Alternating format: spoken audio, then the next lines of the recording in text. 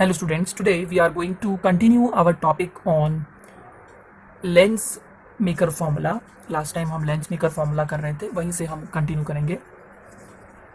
Lens maker formula में हमने पढ़ा था कि अगर हमारे पास एक लेंस है जिसका इस सरफेस का रेडियस ऑफ कर्वेचर लेट से R1 है और इस सरफेस का रेडियस ऑफ कर्वेचर कितना है R2 है, और ये जो लेंस है ये n रिफ्रैक्टिव इंडेक्स का बना हुआ है, एक ऐसे मटेरियल का बना हुआ है जिसका रिफ्रैक्टिव इंडेक्स n है. So the formula for how to find the focal length from this is 1 upon f is equal to n minus 1 into 1 by r1 minus 1 by r2. So this is the formula from which the focal length of the lens can be calculated. यहाँ से हम लोग किसी भी lens की focal length calculate कर सकते हैं अगर हमको बेसिकली इसका रिफ्रैक्टिव इंडेक्स n पता हो और इन दोनों सरफेसेस के रेडियस ऑफ कर्वेचर भी पता हो. ठीक है, अभी इसके बाद हम लोग थोड़ा सा आगे चलेंगे कि हमने लेंस मेकर फॉर्मूला तो पढ़ ही लिया था, इसकी हमने डेरिवेशन भी की थी लास्ट टाइम और इसके ऊपर कुछ हमने न्यूमेरिकल्स भी करे थे. उसके बाद हम लोग थोड़ा सा आगे जो चल रहे हैं उसमें हम बेसिकली बात करेंगे combination of thin lenses. Combination of thin lenses. We have very thin lenses with us and उसका अभी हम जो स्टार्टिंग में केस मानेंगे वो दो लेंसेज के लिए करेंगे, बट हम देखेंगे कि ये n लेंसेज के लिए भी ट्रू हो सकता है. So let's say this is lens L1, ये लेंस L1 है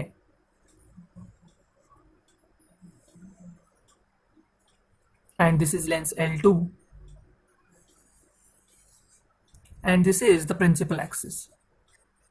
दे आर जॉइंट कोएक्सियली. इनको हमने कोएक्सियली मतलब इनका जो एक्सिस है वो सेम है, इन दोनों लेंसेज को ऐसे एक दूसरे के क्लोजली रखा है and these lenses are very thin. अब अगर ये लेंसेज बहुत थिन है, लेट्स से इसका ऑप्टिकल सेंटर C1 पॉइंट पे है और इसका ऑप्टिकल सेंटर C2 पॉइंट पे है, तो जो इनकी थिकनेस है, इनकी जो थिकनेस है या इन दोनों के यहाँ से लेके यहाँ तक की थिकनेस T मान लेते हैं उसको, that is quite small because the lenses are very thin. Now let's say there is an object, यहाँ पे एक ऑब्जेक्ट है, यहाँ से ऑब्वियसली कुछ रे ऑफ लाइट आ रही होगी. नाउ ये कन्वर्जिंग लेंस है तो वो क्या करेगा, रे को कन्वर्ज करने की कोशिश करेगा और लेट्स से कि वो रे ऐसे जाएगी. अब सोचिए कि अब तो L2 लेंस भी आ गया यहाँ पे, बट थोड़ी देर के लिए जैसे हमने पहले भी माना था कि हम ये मान लेते हैं L2 लेंस यहाँ नहीं है, तो ये इमेज कहाँ बनेगी, ये इमेज यहाँ पे फॉर्म हो जाएगी आई डैश. लेकिन ये कब बनेगी, जब हम ये मान ले कि यहाँ पे L2 लेंस नहीं है. बट अगर L2 लेंस है तो वो उस रे को और ज्यादा कन्वर्ज कर देगा और फाइनली इमेज कहाँ बनेगी, आई पर बनेगी. तो अब हम क्या कहेंगे, we can suppose that I dash जो इमेज बन ना सकी क्योंकि L2 लेंस आ गया था, ये आई डैश पे जो इमेज बननी थी वो लेंस L2 के लिए वर्चुअल ऑब्जेक्ट की तरह काम कर रही है जिसकी इमेज L2 लेंस बना रहा है. ऐसी सिचुएशन न्यूमेरिकल्स में भी कई बार आती है हमारे पास, जहां पर एक सरफेस या एक लेंस क्या करता है, इमेज बनाता है. वो इमेज हम तब बनती हुई मानते हैं जब हम दूसरे लेंस को एब्सेंट मानते हैं, दूसरे सरफेस को एब्सेंट मानते हैं, और वो इमेज हमारे लिए दूसरे लेंस की तरह ऑब्जेक्ट की तरह काम करती है और फिर हम क्या कहते हैं कि वो वर्चुअल ऑब्जेक्ट है और हम उससे इमेज बना रहे हैं. तो ऐसे क्वेश्चंस हमारे पास सॉल्व करने की जो टेक्निक है वर्चुअल ऑब्जेक्ट की, ये बहुत जगह यूज होती है and we should practise numericals also on it. Now object distance अगर हम पहले लेंस से ले लें तो वो होगी हमारे पास u, और इमेज डिस्टेंस हम अगेन पहले लेंस से अगर हम इसको इमेज मान लें, अगर O की इमेज आई डैश पे बन जाती है अगर L2 लेंस ना होता तो इसको हम V डैश कहेंगे. और फाइनली जो इमेज बनी है दूसरे लेंस की वजह से, उसका जो डिस्टेंस है वो हम क्या कह लेते हैं, कितना है, v है, दैट डिस्टेंस इज v. अब आप ये भी कह सकते हो कि अगर यहां से लेके यहां तक का डिस्टेंस v डैश है, अगर v डैश में से हमारे पास क्या हो गया t माइनस हो जाएगा, तो हमारे पास ये जो डिस्टेंस बचेगा that will be v dash minus t. Now let us see that how we can find the focal length of the effective lens. हम ऐसा मानेंगे कि इन दोनों लेंसेज को मिलाकर एक कंबाइंड लेंस बन गया है और वो लेंस का फोकल लेंथ क्या होगा, जिसे हम इफेक्टिव फोकल लेंथ कहते हैं, वो हम कैलकुलेट करना चाहते हैं. पहले लेंस की फोकल लेंथ है लेट्स से f1, दूसरे की है f2, लेकिन हम ये जानना चाहते हैं कि अगर इन दोनों लेंसेज को मिलाकर एक लेंस सपोज कर लिया जाए तो उसकी फोकल लेंथ कितनी होगी. So we will use the lens equation on the first lens. Lens equation on lens L1, हम क्या कहेंगे, लेंस L1 आई डैश पे इमेज बनाएगा.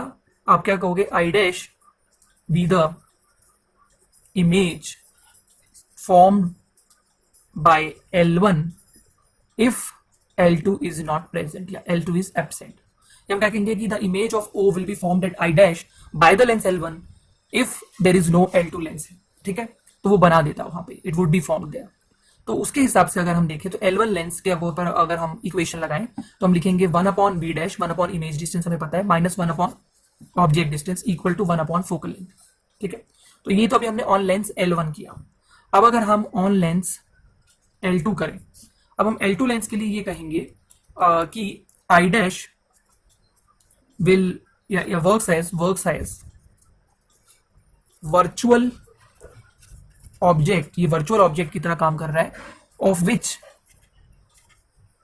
Lens L2 is forming a real image. तो हम ऐसा मानेंगे कि आई डैश पे जो इमेज बनी ही नहीं है वो एक तरीके से वर्चुअल ऑब्जेक्ट की तरह काम करेगी। वर्चुअल मतलब which is not actually present there, जिसकी एक रियल इमेज ये बना रहा है। तो आप क्या कहोगे 1 इमेज डिस्टेंस, जैसे आपने यहाँ 1 v डैश लिखा, तो L2 लेंस के लिए इमेज डिस्टेंस क्या है, v है। L2 लेंस फाइनली आई पे इमेज बना रहा है ना, तो यहाँ पे 1 क्या आएगा, v माइनस 1 ऑब्जेक्ट डिस्टेंस। अब मेरे को ये देख के बताना है आपको कि ऑब्जेक्ट डिस्टेंस इस लेंस के लिए ऑब्जेक्ट कौन है, आई डैश है। अगर ये वाले लेंस के लिए ऑब्जेक्ट आई डैश पे बन रहा है, या यहाँ पे हम मान रहे हैं कि इसके लिए ऑब्जेक्ट यहाँ पे रखा हुआ है, तो ऑब्जेक्ट से इस लेंस का दूरी कितना है, v dash minus t is equal to 1 focal length of the second lens. So the second lens have the focal length f2.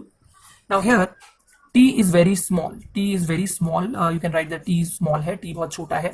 और अगर t बहुत छोटा है तो v dash minus t can be approximately taken as v dash. v dash minus t को approximately हम क्या लिख सकते हैं, v dash।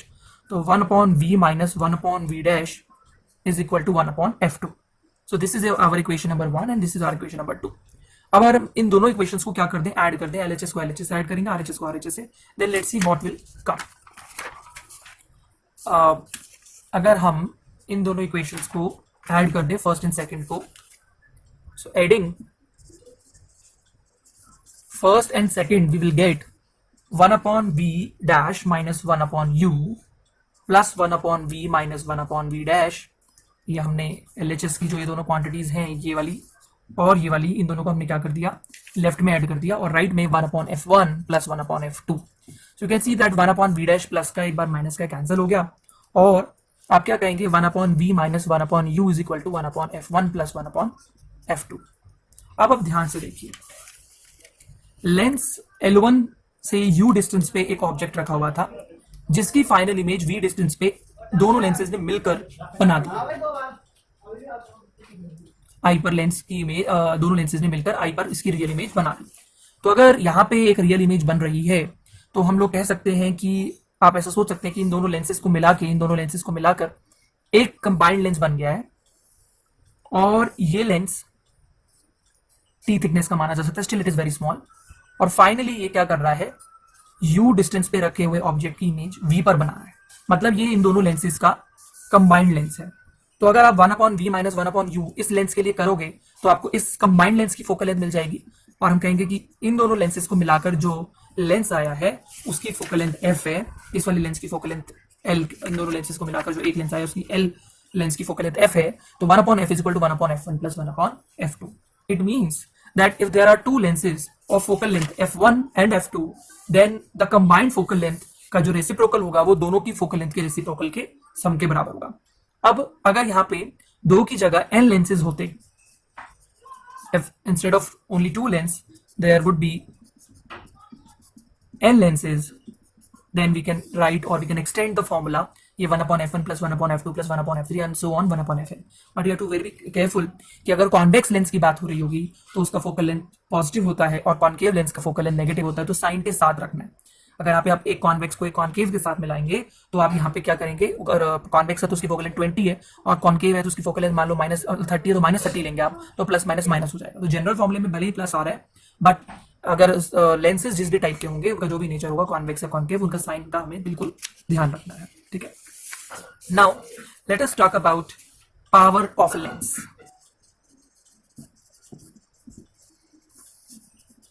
Power of a lens. Now power basically means converging power and diverging power. Convex lens converge करता है, मैं यहाँ पे दो लेंसेज दिखा रहा हूँ और इनके ऊपर ये रेज ऑफ लाइट पैरेलल गिर रही हैं, ठीक है। तो आप क्या कहोगे कि ये मान लो इसने इसको यहाँ पे इस पॉइंट पर कन्वर्ज कर दिया, नेक्स्ट केस, अगेन ये एक दूसरा लेंस है और इसने इसको यहां पे कन्वर्ज कर दिया।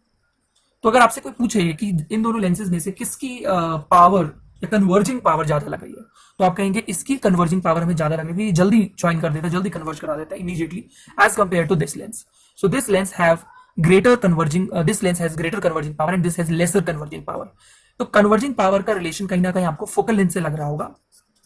इसकी focal length let's say F dash और इसकी एफ है, तो आप देख सकते हो कि इसकी फोकल लेंथ कम है तो इसकी कन्वर्जिंग पावर ज्यादा है, और इसकी फोकल लेंथ ज्यादा है तो इसकी कन्वर्ज करने की पावर कम है। So the power of lens is reciprocal of focal length. Now similarly if there is concave lens and the rays are coming like this and ये ऐसे diverge होगी, if you produce it they will join here. The focal length of this is like this. Now there is again one more concave lens and the rays are coming like this. You will say that this is also going to diverge it, but if you produce it they will meet like this. अब आपसे पूछे इनमें से किसकी diverging power ज्यादा, आप कहेंगे obviously इसकी, क्योंकि ये कम डाइवर्ज कर रहा है, ये ज्यादा डाइवर्ज कर रहा है। तो जिसकी फोकल लेंथ कम होती है उसकी कन्वर्ज डाइवर्ज करने की पावर क्या होती है, ज्यादा होती है। तो कहीं ना कहीं power is inversely proportional to focal length and the formula is also saying this thing that power of a lens is equal to 1 upon focal length and focal length in metre. The SI unit of power is diopter and denoted by a symbol capital D. Now because the focal length of convex lens is positive, convex lens की जो focal length होती है वो positive होती है, तो power भी इसकी क्या होती है, positive होती है। और focal length of concave lens negative होती है, तो इसलिए इसकी जो power होती है वो भी क्या होती है, negative. Because if it is positive it is also positive, if it is negative then it is also negative. So आप याद रखेंगे कि power of a convex lens is positive and concave lens has negative power. तो ये power को लेकर कुछ बातें थी। उसके बाद आपको पावर को लेकर एक चीज और ध्यान रखनी है दैट जैसे अभी हमने बताया कि दो लेंसेज की डेरिवेशन करी थी हमने, उनको जोड़ा तो एक की फोकल लेंथ अगर f1 थी और दूसरी की फोकल लेंथ f2 थी, तो दोनों को मिलाकर जो एक लेंस बना था उसकी फोकल लेंथ क्या हमने मान ली थी f। तो हमने रिलेशन डिराइव किया था 1 upon focal length is equal to 1 upon first lens की focal length is equal plus second lens की फोकल लेंथ के रेसिप्रोकल, इस तरीके से relation. But 1 upon focal length तो क्या होती है, पावर होती है। तो हम यहाँ पे लिख सकते हैं पावर ऑफ कंबाइंड लेंस, इन दोनों लेंसेज को मिलाकर जो कंबाइंड लेंस आया है equal to the power of first lens plus power of second lens, and this power is known as the power of combination. इसको हम क्या बोलते हैं, पावर ऑफ कॉम्बिनेशन बोलते हैं। Now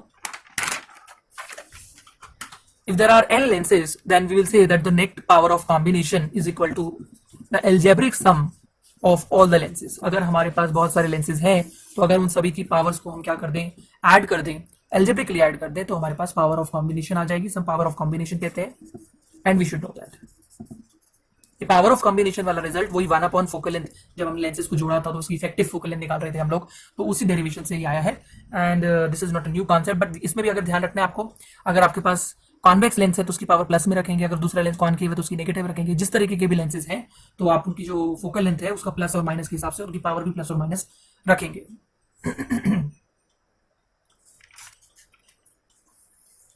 now let us come to next topic that is prism. हम next topic पे आ रहे हैं, वो क्या है, प्रिज्म। देखिए प्रिज्म क्या होता है, एक ट्रांसपेरेंट मीडियम होता है यूजुअली मेड ऑफ ग्लास। इस ट्रांसपेरेंट मीडियम, ये ट्रांसपेरेंट मीडियम है और जिसके दो फेस ट्राइंगुलर होते हैं।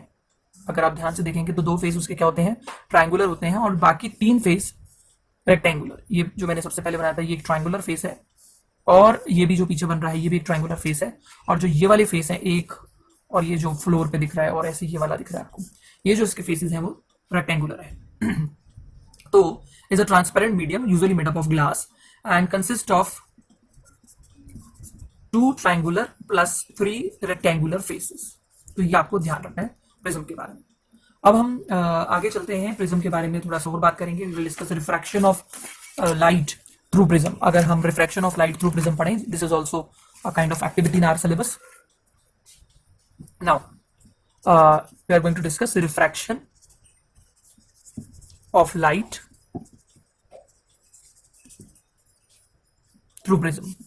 Refraction of light through prism, अगर हम रिफ्रैक्शन ऑफ लाइट को पढ़ें थ्रू प्रिज्म, भाई प्रिज्म में से लाइट किस तरीके से रिफ्रैक्ट होती है। तो जो सबसे पहला आपको मैंने बताया था इस तरह का कि it is a figure like this, there is a triangle, again there is a triangle, ऐसे ऐसे इस तरीके से। तो अगर हम इसका केवल फ्रंट फेस से ही चीजों को समझने की कोशिश करें, let's say it is like this, we have a prism like this, okay, we have a prism, equilateral prism, मतलब इसके सारे एंगल 60 हो सकते हैं, ए बी सी इसका फेस दिख रहा है हम लोगों को, and there is a ray of light which is coming like this, ray of light आ रही है इस तरीके से। अब हम क्या कहेंगे, यहाँ पे अगर आप एक नॉर्मल ड्रॉ करेंगे तो आप मानिए कि यहाँ एयर है और यहाँ ग्लास है, तो रे ऑफ लाइट एयर से ग्लास की तरफ आ रही है, तो it is coming from rare medium to denser, और ये मैंने नॉर्मल ड्रॉ किया। तो अब क्या कहोगे, it will bend towards the normal, ऐसे ना जाने की जगह वो नॉर्मल की तरफ झुक गई। अब आप इस पॉइंट पर एक नॉर्मल ड्रॉ करिए, तो आप देखोगे कि वो सीधा ना जाके वो फिर नॉर्मल से अवे झुक जाएगी, क्योंकि वो वापस ग्लास से एयर में आ रही है। तो यानी कि जिस रे को ऐसे जाना चाहिए था वो फाइनली इमर्जेंट रे बन के इमर्ज वापस एयर में आ गई ना, तो इमर्जेंट रे बन के, ये इंसिडेंट रे है और जो बीच में आप देख रहे हो रिफ्रैक्टेड रे, तो इंसिडेंट रे आई, वो रिफ्रैक्ट हुई और फिर दोबारा रिफ्रैक्ट हुई, और जो फाइनली निकल रही हवा में वो इमर्जेंट रे है। तो इसे आप एंगल ऑफ इंसिडेंस कह सकते हो, इसे आप एंगल ऑफ इमर्जेंस कह सकते हो।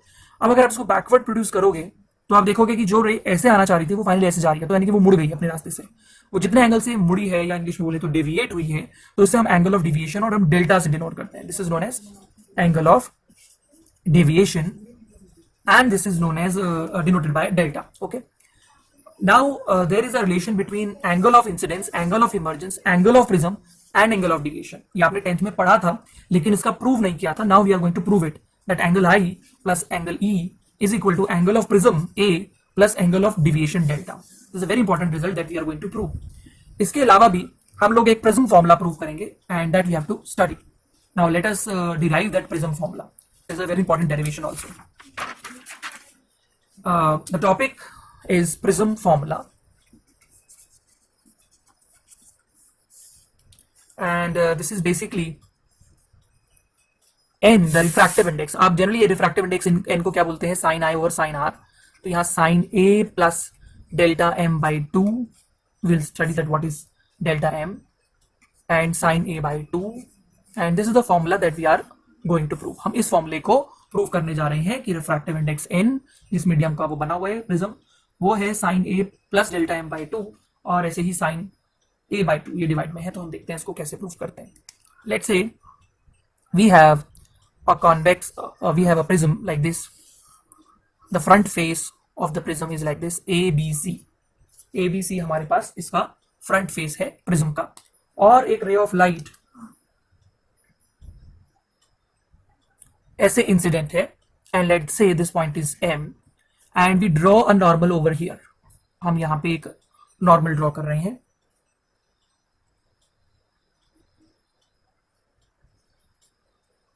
ये अभी समझाया था कि नॉर्मल क्या टुवर्ड्स झुकेगी, and let's say this point is n and we again draw a normal over here.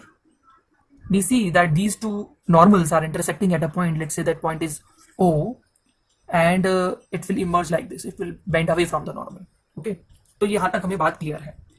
अब आप क्या कहेंगे कि इस रे को, इंसिडेंट रे को एक्चुअली में ऐसे जाना था और वो जा ऐसे रही है, तो ये अपने एंगल से क्या हुई है, डेविएट हुई है। इसको हम डिनोट कर रहे हैं किससे, डेल्टा से, तो it is deviated by an angle delta. Now how we will prove this formula, let's see, but कुछ बातें अभी हम क्लियर कर दें that this, okay, this is 90 because it is normal to the surface AB surface के ऊपर normal है, लेकिन हम इस एंगल को बोलेंगे एंगल ऑफ इंसिडेंस, इस एंगल को बोलेंगे एंगल ऑफ इमर्जेंस, इसे एंगल ऑफ रिफ्रैक्शन। वैसे ये वाला एंगल जो है ये एंगल ऑफ इंसिडेंस ही है, बट इसके कॉरेस्पॉन्डिंगली हम आर डैश बोल देते हैं, इसको आर बोल रहे हैं क्योंकि लाइट को हम वापस उल्टा भी भेज सकते हैं, तो फिर वो रिफ्रैक्टेड एंगल बन जाएगा, तो हम इसको R dash R and R dash से डिनोट कर लेंगे। ठीक है, now let us see that how this formula, prism formula can be proved। इस फॉर्मूले को हम लोग कैसे प्रूव कर सकते हैं, एक बार हम देखते हैं। Here first let's say we apply Snell's law। अगर हम यहाँ पे Snell's law लगा दें, हम कहें कि यहाँ का रिफ्रैक्टिव इंडेक्स n1 है और यहाँ का रिफ्रैक्टिव इंडेक्स कितना है, n2 है, तो अगर हम पॉइंट m पर Snell's law लगाएं, if we apply Snell's law at point m, starting में लगा दें क्योंकि हमें कुछ ये प्रूव करना है साइन स्नेल्स लॉ से, तो will say that at point m n1 sin i is equal to n2 sin r, n1 sin i is equal to n1 sin i is equal to n2 sin r, ठीक है। तो आप क्या कहेंगे, sin i over sin r is equal to n2 by n1, उसको हम लिख सकते हैं n21 या हम सिंपली उसको l लिख सकते हैं। सो sin i over sin r is equal to n, and let's say this is equation number 1. Okay, we know that sin i by sin r is refractive index n constant, तो वो हमने लिख दिया, ठीक है। अब हम अगले स्टेप पर जाते हैं, दैट इज कि हम किस तरीके से यहाँ पर ये रिजल्ट को प्रूव कर सकते हैं, ठीक है। अभी आप यहाँ पे देखिए in triangle M N O, ठीक है, in triangle M N O, in triangle M N O angle R plus angle R dash plus angle O, ये कितना होगा, angle R plus angle, let's इसको simply R dash plus angle O, this is not zero, this is angle O, obviously 180 degree, क्योंकि एक triangle के सभी angles का सम कितना होता है। I think you can see that this is M, this is refracted ray, this is N, and this point is O, r dash, you know, you can see that r plus r dash plus angle o is equal to 180 degree. Now in the next step we can say that r plus r dash plus angle o हमारे पास कितना आ रहा है, 180 आ रहा है। we have seen that कि r plus r dash plus angle o is equal to 180 degree. But further हम लोग अभी कुछ और भी कह सकते हैं इन इसी तरीके से o को लेते हुए, in quadrilateral AMON, in quadrilateral AMON, in quadrilateral AMON हम क्या कह सकते हैं, AMON में सॉरी वाले में AMON में हम कह सकते हैं angle A plus angle O। Now you know that if this is 90, this is also 90, आप देख सकते हो ना, ये नॉर्मल जैसे ड्रॉ किया हुआ हम लोगों ने, तो आप क्या कहोगे, ये वाला एंगल 90 है, ठीक है, ये वाला अंदर से ये वाला एंगल 90 है, तो angle 90 and similarly this is also 90 is equal to 360, सभी क्वाड्रिलेटरल के सभी एंगल्स का सम कितना होता है, 360 होता है। तो 90 90 180 उधर माइनस करोगे तो कितना आएगा, angle A plus angle O is equal to 180 degree. So let's say this is equation number 3, और जो हमारे पास ये आ रही थी इक्वेशन, इसको हम कह देते हैं एंगल इक्वेशन नंबर 2, इसको हम फर्स्ट कह सकते हैं, इसको सेकंड कह देते हैं, इसको हम थर्ड इक्वेशन कह देते हैं, ठीक है। तो अगर आप ध्यान से देखोगे सेकंड इक्वेशन में r plus r dash plus angle O is equal to 180, और थर्ड इक्वेशन में भी angle r plus r dash plus angle O कितना आ रहा है, 180 डिग्री आ रहा है। तो इससे हम लोग ये कह सकते हैं फ्रॉम सेकंड एंड थर्ड कि अगर RHS 180 है और इसका भी RHS 180 है, तो we can say that r plus r dash plus angle O is equal to angle A plus angle O। O से O क्या हो गया हमारा, कैंसिल, तो r plus r dash is equal to कितना आ गया, एंगल A आ गया, ठीक है। यहाँ तक आई थिंक सबको समझ में आया होगा। मैंने यहाँ से स्टार्ट किया था, let's say this is equation number 4, मैंने यहाँ से स्टार्ट किया था दैट कि हमने स्नेल्स लॉ लगाया पॉइंट M पर, उसके बाद हमने ट्राइंगल MNO में एंगल सम प्रॉपर्टी से कहा कि r plus r dash plus angle O 90 होगा। फिर हमने क्वाड्रिलेटरल में एंगल सम प्रॉपर्टी लगाई AMON में कि सभी एंगल्स का सम 360 होता है, तो angle A plus angle O कितना आ जाएगा, 360 में से 180, and from second and third equation we can see that angle O get cancelled and r plus r dash comes out to be angle A। Now let us move further. Again let's say again मैं अगर इस diagram को बनाऊं, this is the front face of prism ABC, और यहां से एक ray of light आ रही है, ये मैंने नॉर्मल ड्रॉ किया, let's say this point is M, now the ray get bend, and फिर अगर मैं इधर नॉर्मल ड्रॉ करूं और इसको प्रोड्यूस करूं, इसको हम एंगल ऑफ डिविएशन डेल्टा बोल रहे हैं। Now if this is angle of incidence, this is angle of emergence, अगर ये वाला एंगल ऑफ इंसिडेंस है तो आप समझ सकते हो कि आपका ये वाला एंगल भी क्या होगा, इंसिडेंस होगा, और ये वाला एंगल आपका R है। तो आपसे कोई पूछे कि ये वाला एंगल कितना होगा, केवल ये वाला एंगल, तो again I am drawing this part of the triangle, जैसे let's say this point is K, हम इस पॉइंट को K बोल देते हैं, ठीक है। तो हम अगर ट्राइंगल KMN में ही चीजों को देखें तो हम लोग क्या कह सकते हैं, ट्राइंगल KMN, ठीक है। यहाँ पे अगर मैं ट्राइंगल KMN अलग से ड्रॉ कर दूं, KMN, और मैं ये कह रहा हूं कि अगर ये पूरा एंगल I है, ये एंगल I है, तो ये भी I होगा ना, वर्टिकल अपोजिट एंगल, और ये वाला एंगल R है, तो ये जो बच गया तो ये वाला एंगल कितना होगा, I माइनस R। सिमिलरली अगर आप क्या कह रहे हैं कि ये वाला एंगल E है, तो ये वाला पूरा एंगल भी कितना होगा, E होगा। ये वाला एंगल R डैश है, तो ये जो बच गया ऊपर वाला, ये वाला एंगल कितना होगा, ऊपर वाला, तो ये वाला एंगल होगा हमारे पास ई माइनस आर डैश। ठीक है, तो कुछ चीजें आपको ध्यान रखनी है, और इसको हमने प्रोड्यूस किया हुआ और हम इसको डेल्टा कह रखा है। तो हम जानते हैं कि एक्सटीरियर एंगल जो होता है वो अंदर जो सामने एंगल्स होते हैं उनके सम के बराबर होता है। तो हम लिख सकते हैं delta is equal to I minus R plus E minus R dash. तो हमने इस तरीके से लिख दिया। अब हम क्या कह सकते हैं कि delta is equal to I plus E, और इन दोनों में से माइनस कॉमन ले लेते हैं, minus R plus R dash.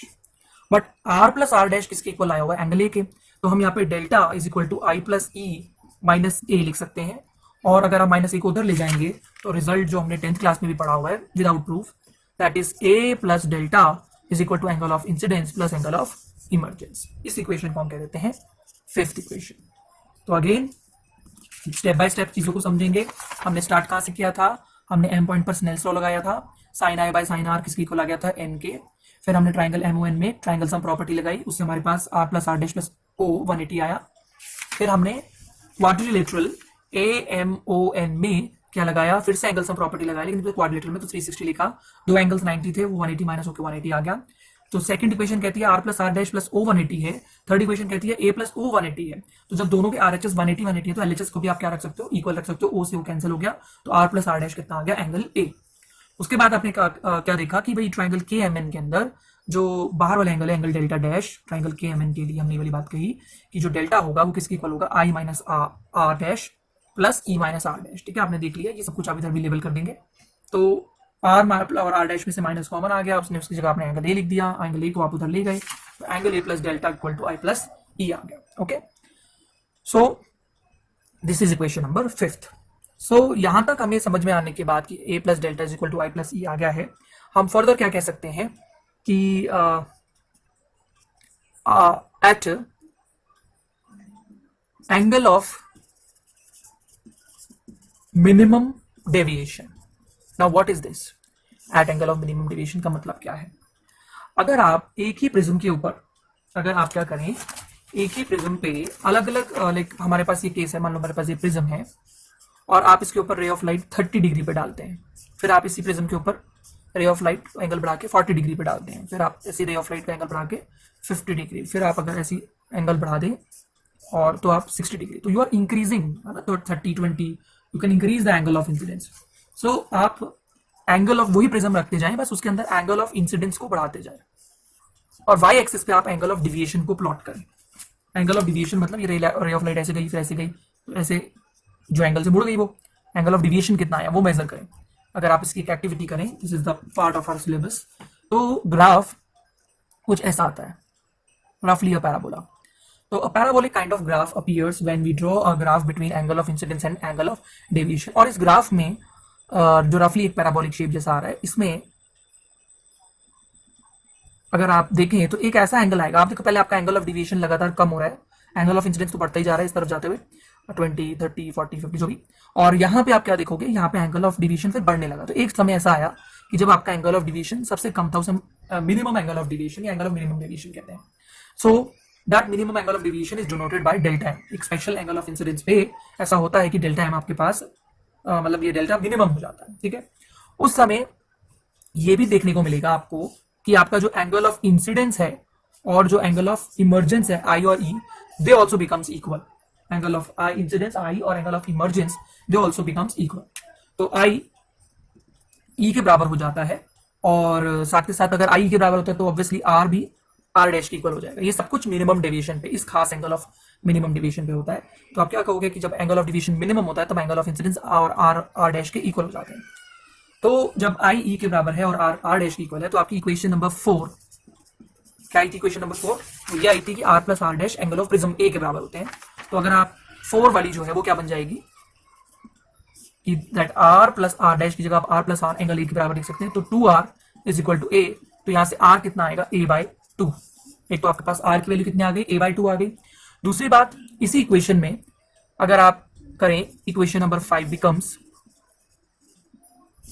a plus delta की जगह डेल्टा m, क्योंकि वो मिनिमम हो गया। ठीक है, इक्वल टू i प्लस आई, क्योंकि i और e बराबर हो चुके हैं, तो आप क्या लिखेंगे यहां से? 2i is equal to a plus delta m, और यहां से आपके पास i कितना आएगा?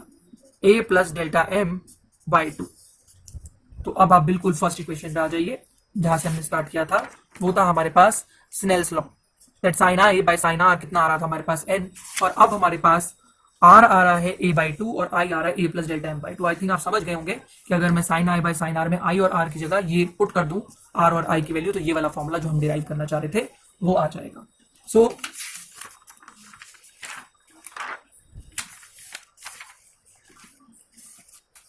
If you put the value of this, जो आपके पास i equal to a plus delta m by two आया है और जो r की वैल्यू आई है a बाई टू, तो जो n equal to sine I by sine R है उसमें अगर आप इसको पुट करेंगे तो i की जगह a plus delta m by to और r की जगह a बाई टू, तो आपका जो फॉर्मूला है जिसे हम प्रिज्म फॉर्मूला बोलते हैं वो प्रूफ हो जाता है। ठीक है, this is a very important topic, very important derivation also.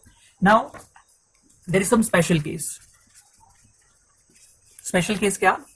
If the angle, the vertex angle जिसे हम ए एंगल बोलते हैं, it become very small, less than 5 degrees.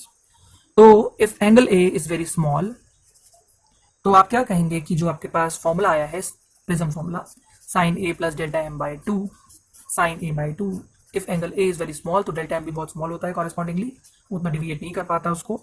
और तब आप क्या कहेंगे, जब एंगल छोटे होते हैं तो साइन थीटा को आप अप्रॉक्सीमेटली क्या लिख सकते हैं, थीटा लिख सकते हैं। तो आप एन में यहाँ पे sine A plus delta M की जगह केवल sine A plus delta M by two लिख दें, साइन हटा सकते हैं क्योंकि साइन थीटा अप्रॉक्सीमेटली थीटा होता है, तो साइन ऑफ सब ये सब कुछ केवल ये लिख देंगे हम, और ए बाई टू, 2 से 2 कैंसिल हो गया, ए को आप मल्टीप्लाई में ले जाएंगे एन के साथ, तो N into A is equal to A plus delta M. So यहाँ से आपके पास ए कॉमन आ जाएगा और डेल्टा एम की वैल्यू आ जाएगी। तो डेल्टा एम का फॉर्मूला ये भी होता है थिन प्रिज्म्स के लिए। थिन प्रिज्म मतलब जिनका angle of prism vertex angle बहुत स्मॉल होता है, तो उसके लिए फॉर्मूला है angle of minimum deviation delta M is equal to n minus 1 into A. तो ये वाला फॉर्मूला इस वाले फॉर्मूले में कन्वर्ट हो गया जब आपके पास थिन प्रिज्म्स की बात होगी। ठीक है, नेक्स्ट टॉपिक हम अगले लेसन में करेंगे। तब तक आप इन टॉपिक्स पे न्यूमेरिकल्स रिवाइज करें, इन टॉपिक्स की डेरिवेशंस को लिख लिख के देखें।